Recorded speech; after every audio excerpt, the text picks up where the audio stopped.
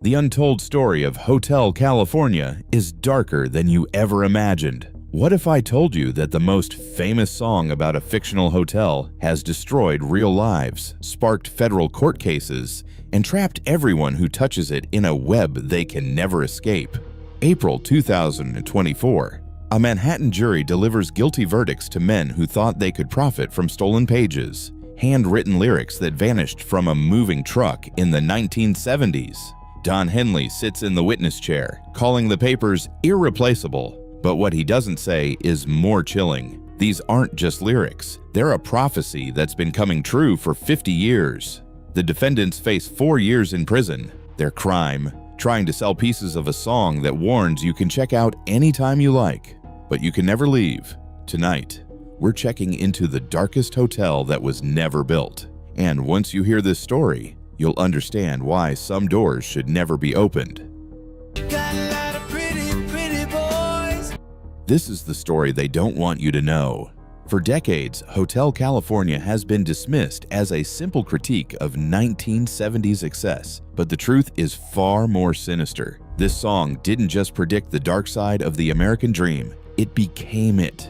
What you're about to hear involves federal crimes, conspiracy theories that refuse to die, and a level of cultural obsession that borders on possession. Because the real horror isn't in what the Eagles wrote, it's in what happened to everyone who tried to escape their creation. Welcome to a place where the exit signs don't work, where reality and fiction blur, and where checking out isn't just difficult, it's impossible. Let's step inside.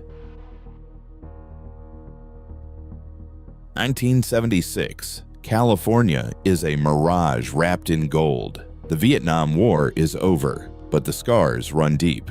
Watergate has shattered American trust. Yet in Los Angeles, the dream factory churns on, fueled by cocaine and cash flowing like water through the canyons. Don Henley would later call it the American dream on speed. Picture the scene: crystal glasses clinking at the Troubadour, neon bleeding from the Whiskey A Go-Go, rock stars in canyon mansions chasing something they called the endless summer. But in a rented Malibu beach house, Don Felder is about to unleash something that will outlive them all. A guitar line, Spanish, hypnotic, inescapable, floods his mind. He grabs a 4-track cassette deck, layers 3 guitar parts over a cheap drum machine, and creates what Don Henley will nickname Mexican reggae. Henley's first words when he hears the tape: "Don't lose that." But what they don't realize is that they're not creating a song. They're crafting a curse. Within days, they're swapping lyric ideas about a glittering hotel that turns into a trap. California's bright fantasy with a bill that comes due at dawn. The band books Criteria Studios in Miami. The tape reels are labeled only HC, as if speaking the full name might summon something they weren't prepared to face. The recording process becomes obsessive. Don Felder and Joe Walsh sit shoulder to shoulder for days, overdubbing guitar lines until they sound like one breathless, never-ending sentence. Then, at 3 a.m., with a cold ravaging his voice, Don Henley steps to the microphone. One take, one perfect gravel-edged warning, delivered as if he knows this is his only chance to tell the world what's coming. When the final mix thunders through the studio monitors, the control room falls silent. Everyone knows they've bottled something dangerous. A 6-minute warning about the price of chasing paradise. What they don't know is that they've just become the first prisoners of their own creation. The lyrics read like a coded message from the future. Warm smell of colitas rising up through the air. Colitas, Mexican slang for cannabis buds. The drug culture destroying Hollywood, embedded in the opening line. Don Henley has said it countless times. It's not really about California, it's about the dark underbelly of the American dream. But here's what he's never explained: why every metaphor in the song became reality for everyone who touched it.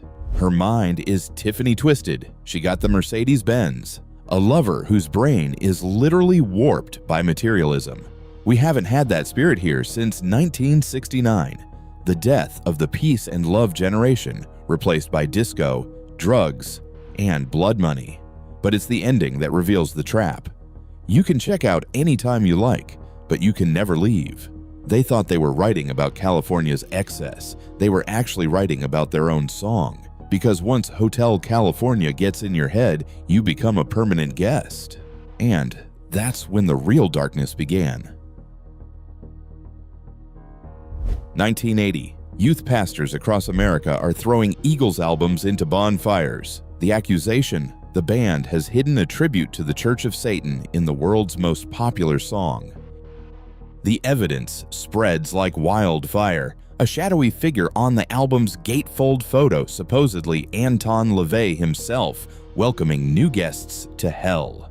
The lyric about 1969, allegedly the year LaVey bought the hotel for occult rituals. Play the guitar outro backward, they claim, and you'll hear demonic messages. Snopes eventually debunked every claim. The shadowy figure? Just a hotel guest caught by the camera's long lens. No satanic messages. No occult connections, no supernatural explanations, but the myths refuse to die.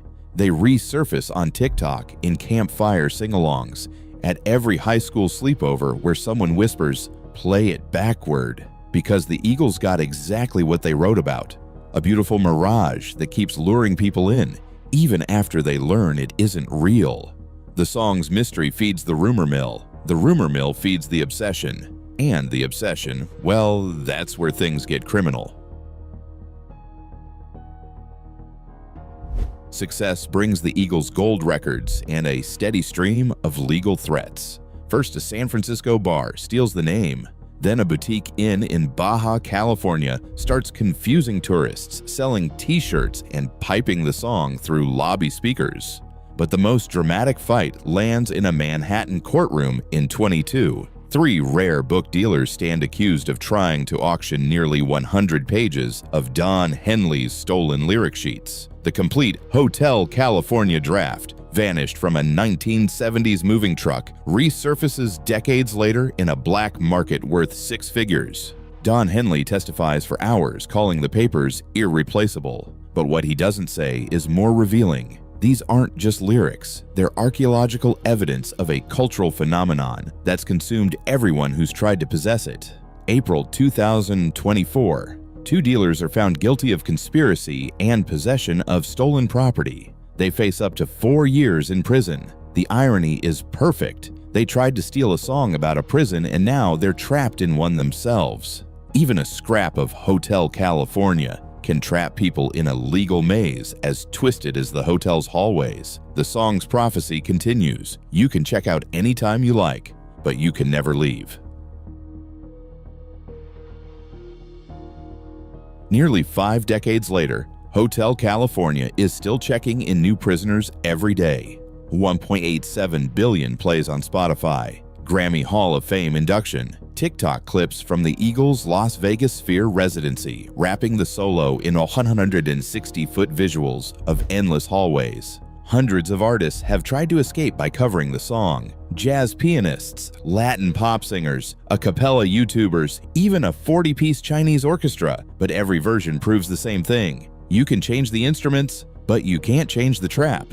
As rock radio fades and algorithms rise, Hotel California stays evergreen because it's not tied to a single sound. It's a warning wrapped in a hook, easy to hum, impossible to escape, reborn on every platform that promises paradise at the tap of a screen. The song has transcended music. It's become a cultural virus, spreading through every generation, every format, every technology. The Eagles didn't write a song. They wrote a life sentence.